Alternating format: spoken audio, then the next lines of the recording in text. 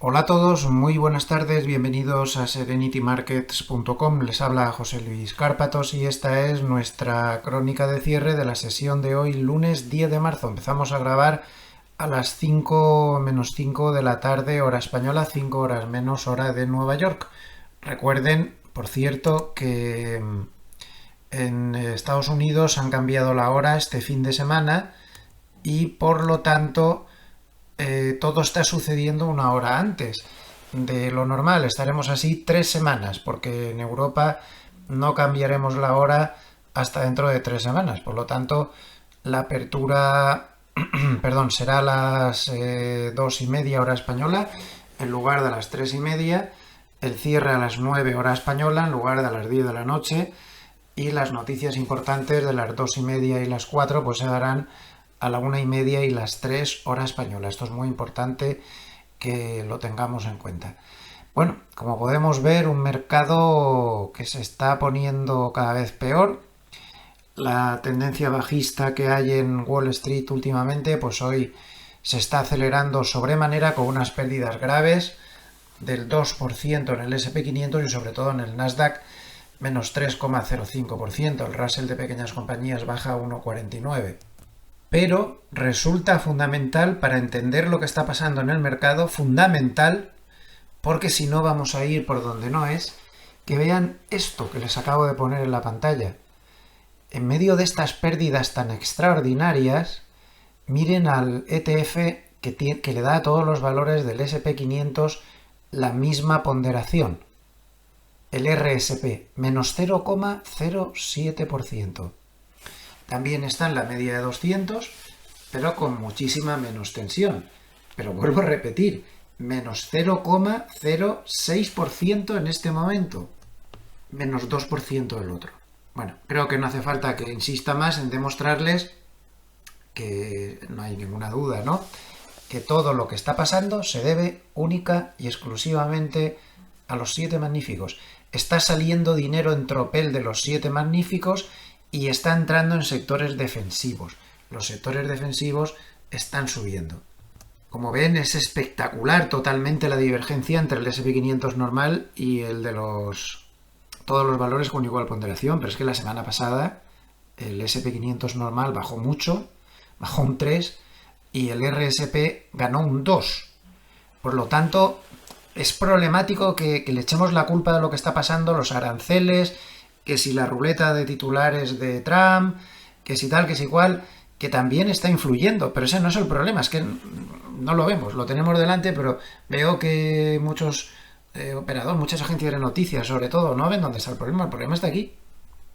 El problema está que la gente está vendiendo en masa 7 magníficos y claro, S&P 500 y Nasdaq están condenados a no levantar cabeza. Es que fíjense qué carnicería más auténtica. Tesla menos 9, Meta menos 5 prácticamente, Microsoft menos 3 y pico, Nvidia menos 5, Apple menos 5, Alphabet menos 4,60, Amazon menos 2,90. Una auténtica carnicería.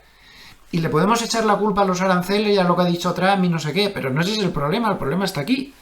Porque si fuera el otro el problema, estaría cayendo también el RSP. Pero es que los otros 493 valores no están ni mucho menos cayendo. Esto no es la misma situación que, por ejemplo, en 2022. Es que no es lo mismo. Miren los batacazos que se daba el RSP de igual ponderación en el año 2022. Por ejemplo, he cogido un periodo de tantos bajistas que hubo en el año, pues entre mediados de abril y mediados de junio cayó el 19%, 19,5%. Mientras que el S&P 500 normal en ese mismo periodo del 2022 pues tan solo bajó un 2% más. Es decir, que tenemos un muy grave problema con los 7 magníficos. Lo de DeepSeek no fue algo que aquí ya me he olvidado de él, ¿no? Para nada, absolutamente para nada. Ahí empezó a torcerse la cosa y no para de caer. Así que, pues esta es la clave del mercado. Ventas extraordinarias en tecnología están contagiando lógicamente al sectorial tecnológico europeo. Lo tenemos aquí con una caída del 3,28% y están machacando Wall Street.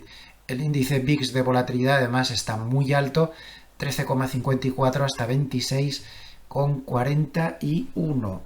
Aquí tienen un gráfico que nos lo distorsiona mucho la subida de agosto del 2025, pero aquí, como pueden ver, el VIX no para de subir. Corren rumores de que aquí en 30 entrarían varios hedge funds bastante violentamente, pero bueno, de momento lo que hay es una volatilidad que desde mediados de febrero, desde el día 20 para ser exactos, pues no para de subir. 26,33, nivel más alto desde el 17 de diciembre del 2024. ¿Y a Europa qué le pasa? Porque Europa no tiene ningún problema con los 7 magníficos. Los 7 magníficos no están ahí. Tiene poca tecnología Europa en comparación con Estados Unidos, nada que ver. Bueno, pues Europa tiene otros problemas. Como vemos, si empezamos a repasar más el tablero, DAX menos 1,52, Eurostoxx 50 menos 1,32, Stoxx 600 menos 1,14 y el IBEX 35 menos 1,21%. Lo que le pasa a Europa es que el mercado empieza a ver que el tema de los acuerdos de paz se están empezando a complicar, aunque Estados Unidos está intentando que eso avance, no parece que esté avanzando, pero sobre todo el problema que tienen es que se ve que puede haber problemas en Alemania para aprobar en el Parlamento todas estas medidas, este cambio de paradigma tan tremendo, tan radical que ha tenido Alemania hacia gastar más en defensa y en infraestructuras. El problema que tienen en Alemania es que, como saben, ha habido unas elecciones recientemente. El nuevo Parlamento está muy fraccionado, intentan votar con el antiguo Parlamento, el partido AfD está intentando impugnar judicialmente esa convocatoria que hay para aprobar a toda prisa este plan. Podría ser que judicialmente se impidiera. Y luego, en segundo lugar, pues tienen otro problema. Hace falta una mayoría cualificada para poder aprobar estas medidas. Y si se unen los socialistas con la CDU, tan solo tienen 403 votos y esa mayoría cualificada está en 489. Es decir, que le faltarían 86. Entonces solo hay 2 partidos que pudieran darle esos votos que necesitan. O los verdes, que tienen 117, bastante por encima de lo que necesitan, o los liberales, que tienen 90. Justo, solo les sobrarían 4. El problema está en que los verdes han dicho hoy que no están de acuerdo y que no van a apoyarles, y que los liberales dicen que la parte de gasto de defensa que sí, pero que la otra parte que no lo tienen nada claro. Entonces, a estas alturas, el mercado bursátil y el de bonos ha descontado ya, ha dado por hecho que este paquete sale adelante, pero aún quedan dudas razonables, tanto jurídicas como a nivel de parlamento puro, de mayoría pura en el parlamento, pues de que esto sea seguro. Y esto pues ha causado un cierto retroceso desde las zonas de máximos anteriores, que además pues iban un poquito subiditas de tono, ¿no? Había mucha sobrecompra y bueno, pues se está corrigiendo bastante. Esto es lo que pasa en Europa. Como ven, es diferente. Hombre, también influye en Europa pues el ver a Wall Street, al menos estos índices, que están muy condicionados y muy distorsionados por los 7 magníficos, pues ver lo mal que lo están pasando. También su grado de influencia lo tiene, insisto, muchísimo menos importante, pues el mercado está empezando a considerar justo la teoría que intenté explicar durante el fin de semana en el vídeo de las 4 claves de la semana. Si recuerdan, el vídeo lo titulé "No existe el put de Trump".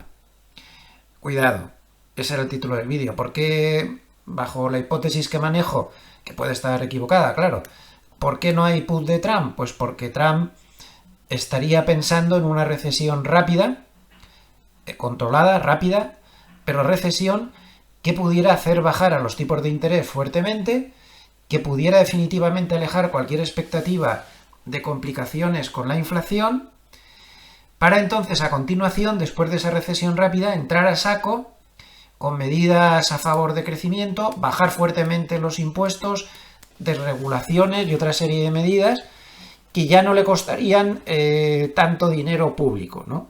Y estaría en otra situación el país, con los tipos de interés mucho más bajos, etcétera. Y claro, y el problema es que durante este fin de semana, con el mercado empezando a masticar esta teoría, Pues este fin de semana se le ha preguntado a Trump si esto es cierto o no y se ha callado. Y el que calla otorga, evidentemente. Le han preguntado específicamente si tendría algún problema en que sus medidas causaran una recesión. Y claro, todo el mundo se acuerda de las palabras de Besen de la semana pasada, donde dijo va a haber un periodo de cierto ajuste, de cierto dolor, pero el mercado se ha hecho muy adicto al gasto público y tiene que haber un periodo de desintoxicación. Es que blanco y en botella. No hay put de Trump en este momento. Eso es lo que el mercado entiende. Yo creo que efectivamente no lo hay, pero no sé. Lo importante es lo que piensa el mercado. Y el mercado eso es lo que piensa. Entonces, eso es una parte de la bajada. Pero poco importante bajo mi modo de ver. Creo que los 7 magníficos son la parte gorda. Hay otra parte también que está haciendo mucho daño al mercado, que son, no me cansaré de repetirlo, las ventas de los CTAs. Están destrozando literalmente al mercado esa lluvia de ventas. ¿Y qué podemos esperar? Pues en un paper que acaba de salir de Goldman, pues aquí tienen los cálculos. Esta semana no nos libramos. Suponiendo de que los precios no bajaran, cosa que no está sucediendo porque están bajando, en el SP500 se venderían 17.000 millones, 39.000 millones en total. Si se empieza a subir, cosa que no está pasando, las ventas serían bastante menores, 9.000 millones de dólares en el SP500, esto ya es mucho más digerible, 24.000 a nivel más global. Y si se sigue cayendo, ¿qué es lo que está pasando? Pues da igual, se vendería lo mismo en el SP500 que en caso de que se quedara neutral, 17.000 millones contra 53.000. Y piensan, estas cifras son bastante menores que las de la semana pasada, bastante menores. Así como la mitad, menos de la mitad. Y piensan que para la semana que viene ya no habrá más ventas. Para un mes vista, están hablando de que si se queda plano, 20.000 millones de dólares, si se sube ya pasarían a comprar 40.000 millones y si se baja venderían 19.000 millones. Lo mismo que si se queda plano. Por lo tanto ya el combustible fuerte se acaba. La cuestión está en que dónde pasarían a cortos, porque ahí donde sería la cosa, pero a base de bien. Bueno, pues según Goldman está en 5.437, que de momento está bastante lejos, y según McElligott de Nomura estaría en 5.200 y pico, cerca de 5.300, lo cual pues también está bastante lejos. Por lo tanto, parece que este combustible bajista se puede agotar. Y no nos olvidemos de una cosa, en el estado de nervios en el que está el mercado, el miércoles se publica el IPC. Allá lo único que nos faltaba, no quiero ni pensarlo. Fíjense cómo está el VIX de tensionado. Como podemos ver en este gráfico de de VIX Central, de VIXCentral.com, en este gráfico interactivo la estructura del VIX está totalmente backwardation, es decir, cada vencimiento es como una escalera que vas bajando peldaños, cuando lo normal es que se esté en posición de contango, es decir, con escalones hacia arriba. Conforme te vas a un vencimiento más lejano, cada vez el precio del VIX es más alto. Ahora está todo tan tensionado que es justo al revés. El vencimiento más cercano pues está en 23,55 y el siguiente, en lugar de estar más arriba, como es lo normal en contango, pues está en backwardation en 22,12, muy tensionado. En este gráfico, en este caso sí de 0 Hz, podemos ver el leñazo que se están metiendo los 7 magníficos como índice sintético. Fíjense qué batacazo tan monumental, pero observen, el RSI está en un nivel de sobreventa que ni siquiera se llegó a alcanzar en todo el año 2022, a pesar de que las bajadas en el año 2022, como vemos a simple vista en amarillo, fueron mucho peores. Bueno, pues no se llegó a una sobreventa tan fuerte como la que hay ahora. Es decir, que el mercado está extremadamente sobrevendido y extremadamente asustado, con backwardation en el VIX, todo el mundo nerviosísimo. Esto suele propiciar, como pueden ver aquí, el indicador de la CNN de euforia pánico pues está en 16. Todo esto pues evidentemente puede fomentar rebotes de mucha envergadura además, y más teniendo el mercado gamma extremadamente negativa. Si se inicia un rebote, los creadores de mercado serán los primeros que compran, siguiendo la dirección del movimiento. Ahora bien, no sé si habrá rebote o no, si seguirá cayendo. Lo que está claro es que si hay rebote, Cuidado cuando se termine el rebote, porque este mercado se está empezando a emponzoñar. No es un mercado normal. Es un mercado que tiene muchos problemas. Esto de los 7 magníficos es muy problemático. No tiene ninguna pinta de ir a tener un rebote que no vuelva a llevarle otra vez a otro susto. Entonces, podríamos tener en lontananza, no sé en cuánto tiempo, pues algún movimiento brusco al alza de un 6, 7, 8%, 5%, para luego volver a la zona de mínimos anteriores. Es un mercado para andarse con rapidez, sin dormirse y andándose con ojo. ¿Y dónde está la clave técnica? Bueno, pues todo el mundo está absolutamente pendiente de ver si el spot cruza la media de 200 o no. En lugar del spot lo vamos a ver en el ETF más operativo, que más volumen mueve, que es donde más se mueve la gente, más que en el spot, en el SPY. SPY. ¿Podemos dar la media de 200 por perdida en este momento? Que más o menos el spot está así. No. No se puede. Ya saben que hemos hablado mucho de esto siempre. La media de 200 solo se puede dar por perdida si te mete un trayazo brutal a la baja. Entonces sí, por ejemplo, pues no sé, que hoy siguiera bajando muchísimo más y se te metiera por aquí. Pero lo normal es que esperemos siempre 2 velas completamente fuera de la media de 200 y que se pierda el mínimo. El proceso de ruptura de un nivel tan importante como este requiere tiempo. No vale con que lo rebase un día, incluso aunque cierre por debajo, que es lo que está poniendo todo el mundo en sus crónicas, que un cierre por debajo por primera vez desde el año 2023 sería extraordinariamente bajista. Cuidado con esto. Los procesos de ruptura de niveles tan importantes, fíjense que no se le ve por debajo de la media desde octubre del 2023, pero observen lo que pasó. 2 días por debajo de la media, no se perdió el mínimo, no se cumplió esa condición y se volvió a meter por encima. Llegó a estar hasta 4 sesiones por debajo de la media de 200, pero realmente no la había roto. Esto es súper frecuente. Tenemos que asegurarnos muy bien si vamos a tomar una decisión operativa en función de si se rompe la media o no. Tenemos que ser muy prudentes. Miren aquí otro amago de ruptura, tampoco muchos días en que rebasa la media, pero al final no es suficiente, no confirma y se vuelve a meter por encima. Para que rompa, dos velas por fuera, se pierde el mínimo y entonces pues sí que se puede ya decir que se está moviendo por debajo. Así que cuidado. También, como me recordaba un amable escuchante no hace mucho, en gráfico mensual, si ponemos la media de 10 meses, pues también se estaría empezando a cruzar. Si cerrara a finales de mes por debajo, pues sería muy negativo. Pero de momento aún no podemos, técnicamente hablando, no podemos dar por perdida la media de 200, que eso sí que sería extraordinariamente bajista. Por lo tanto, mientras no estemos seguros, pues no se puede descartar que finalmente tras algún tipo de dolor extremo, pues aún consiguiera apoyarse y rebotar rápidamente pillando entonces a todos los cortos por en medio. En este tipo de situaciones de mercado hay que andarse con ojo, tanto con largos como con cortos. Ahora no es el momento de abrir cortos justo en ese tránsito de ver si rompe la media o si no lo rompe.